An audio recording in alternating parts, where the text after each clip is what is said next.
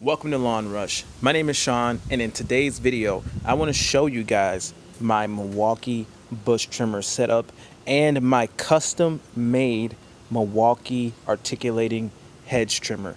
Check it out. So basically what I've done is I've taken apart the extended reach Milwaukee hedge trimmer. This is how it looks stock. I've taken this section of the trimmer off, and then I've taken the attachment here loose, and I've installed it right to the shaft, so it's not extended, it's just short. It's just a short version of the long articulating hedge trimmer. Now the hope is, now I haven't used it yet, I know it cuts the same and there's no issues there, but I'm hoping that the ergonomics are going to be good for some of your low hanging trim or low sitting bushes, because the fact of the matter is this Milwaukee hedge trimmer I don't feel is a good value. It doesn't cut that clean of a cut. For professional use, I would not recommend that.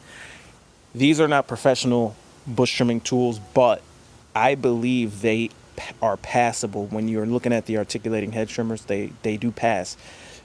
But the blades themselves, they're not hardened steel. You can definitely tell that they're a softer steel. Compared to my Red Max full commercial hedge trimmer, the steel is so much harder on these that the blades, this trimmer is twice as old as the Milwaukee's, more than twice as old. I mean, years and years I've had this thing, and it's still sharp, and it still cuts better than a brand new Milwaukee setup. And these are serviceable blades. The Milwaukee hedge trimmer blades are not serviceable. I just picked this one up, and it's nice and sharp, and it cuts real good, but they dull. They do dull pretty quickly compared to the full commercial stuff. Now here, this one, I did kind of sharpen it up a little bit on some of them.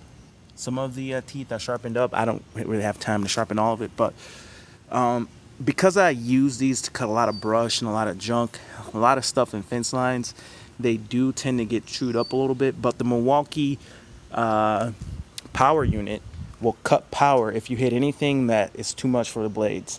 So that's good. But when I'm sharpening these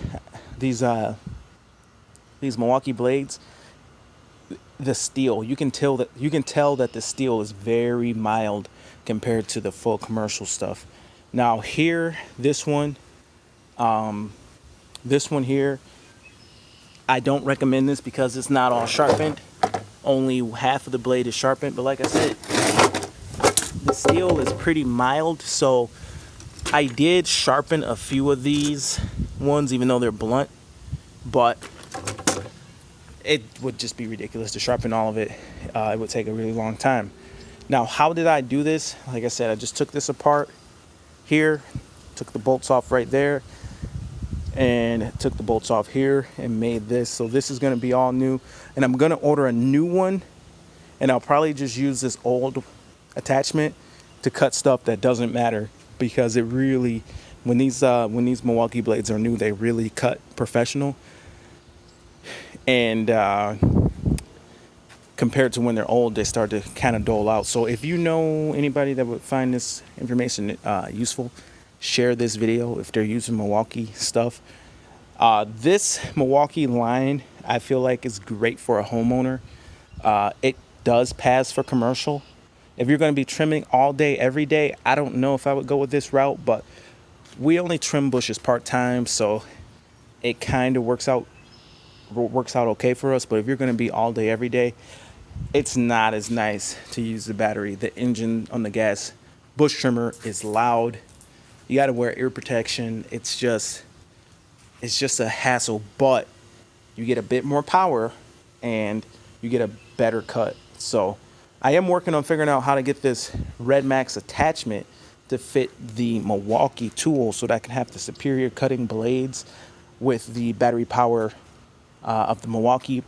They actually have the same splines, but the shaft on the Red Max is actually smaller than it is on the Milwaukee. So if I could figure out how to remount the inside of this, which I'm looking at doing, then I could put this attachment on the Milwaukee, and I'd have the better cut. This cut's better, but the ergonomics on the Milwaukee is better. This tends to drop if you're not paying attention. You got to constantly retighten this one. The Milwaukee uses a pin system, which doesn't give you as much adjustment. The screw type is infinitely adjustable, where this just has the pins. But with the pins, it never comes loose or anything. It's super quick and easy to adjust. Just pull that back and turn this handle, and it's adjusted. Versus this one where you got to mess around with it, and then yeah, it's more adjustable. It has infinite amount of positions, but it drops the blade on you sometimes. Kind of is what it is. Now, I did order the full Milwaukee lineup. I've got the Weed Whacker, I've got the Edger, and I'm going to be honest, it doesn't have the speed of a commercial Edger. It's homeowner all the way. I wouldn't want to be using this commercially. But the chainsaw, incredibly useful. It cuts stuff up. I was able to put a tree in a lawn bag.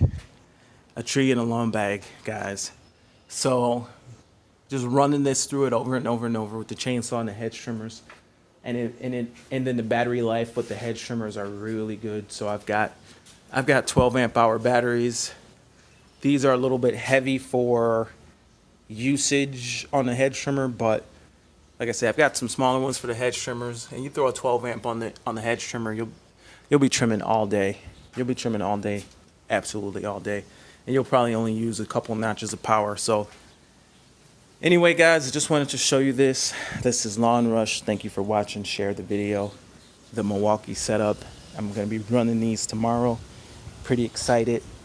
This one's brand new, so I'm excited. I know it's going to be cutting really good, and it will stay relatively sharp as long as I don't hit nothing. But nothing like the Red Max blades. Those things are absolutely the best. But anyway, found this useful. Share the video. My name's Sean. This is Lawn Rush. See you in the next one. Over and out.